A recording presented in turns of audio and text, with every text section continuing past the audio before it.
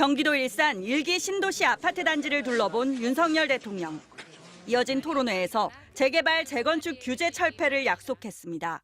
안전 진단에 앞서 노후주택의 재건축을 허용하는 방식입니다. 재개발, 재건축에 관한 규제를 아주 확 풀어버리겠습니다. 30년 이상 노후화된 주택은 안전진단 없이 바로 재건축에 착수할 수 있도록 하겠습니다.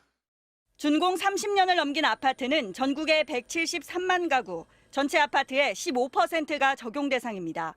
현행 재건축은 안전진단과 정비구역 지정, 조합 설립, 사업 인가 등 순서대로 7, 8개 단계를 거치면 13년가량이 걸리는데 선행 서너 단계를 건너뛰고 바로 추진위 구성과 조합 설립을 신청할 수 있게 한다는 겁니다. 그렇게 개선하게 되면 한 3년 이상의 기간을 단축할 수 있을 것으로 기대합니다. 다만 안전진단을 건너뛰려면 관련법 개정이 필요해 국회를 통과해야 합니다.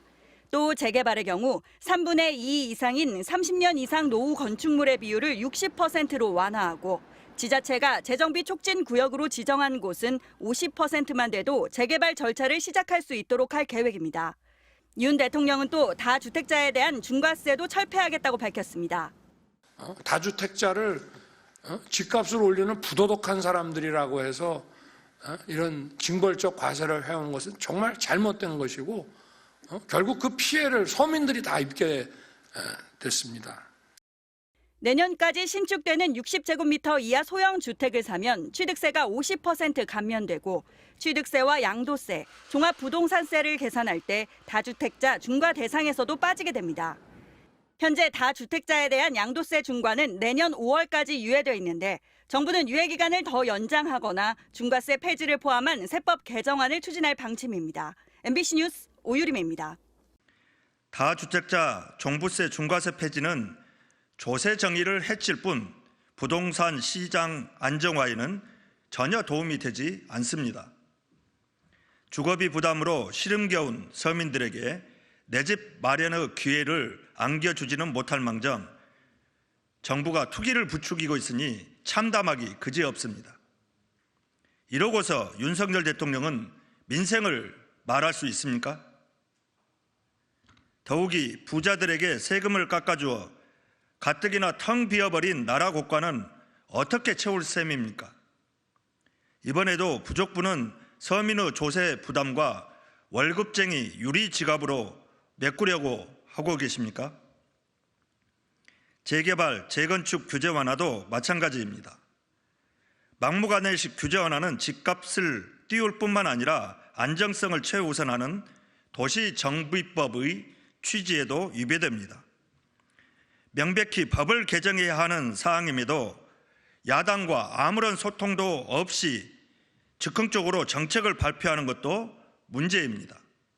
이럴 것이면 국회가 왜 있습니까? 윤 대통령에게 쏟아내는 정책들을 지킬 의지나 있는지 의심스러울 정도입니다. 총선만 넘기고 보자는 생각으로 지키지도 못할 공약을 남발하고 있습니다. 공매도 금지, 금투세 폐지에 이어 부동산 규제 완화까지 총선만 보며 달리고 있는 윤석열 정부 포퓰리즘 폭주는 국민의 삶과 국가 살림을 망가뜨릴 뿐입니다. 3, 2, 1 눌러주세요.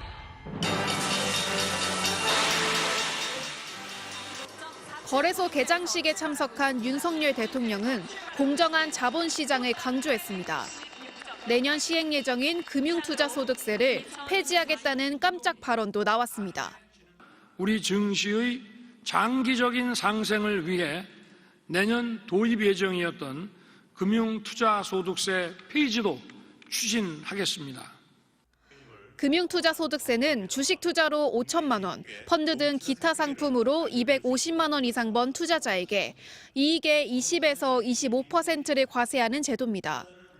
근로소득처럼 투자소득에도 과세해야 한다는 조세 형평의 원칙에 따라 지난 2020년 입법됐고 2022년 주식시장이 침체되자 여야 합의에 따라 2년간 시행을 미뤄 내년부터 적용될 예정이었습니다. 금융투자소득세는 슈퍼개미로 불리는 자산가 약 15만 명이 과세 대상으로 전체 투자자의 1% 수준으로 예상됩니다. 이게 시행되면 주식 접겠다, 또 미국 시장으로 다 옮기겠다, 이제 그런 개인 투자자들이 많았는데 폐지가 된다면 하여튼 우리나라 주식시장에 좀 긍정적 요소로 작용하지 싶습니다. 하지만 정부가 주식 양도세 부과 대상 요건을 주식 보유 10억 원에서 50억 원 이상으로 대폭 올린 데 이어 이번에도 또 부자 감세라는 반발이 나오고 있습니다. 유독 주식시장은 자본시장을 좀 성장시키기 위해서 지금까지 많은 혜택들을 해왔고 슈퍼개미라든가 여기에서 굉장히 많은 소득을 얻고 있는데 근로소득에 비해서는 세금을 안 내고 있는 이런 혜택들을 보고 있단 말이에요.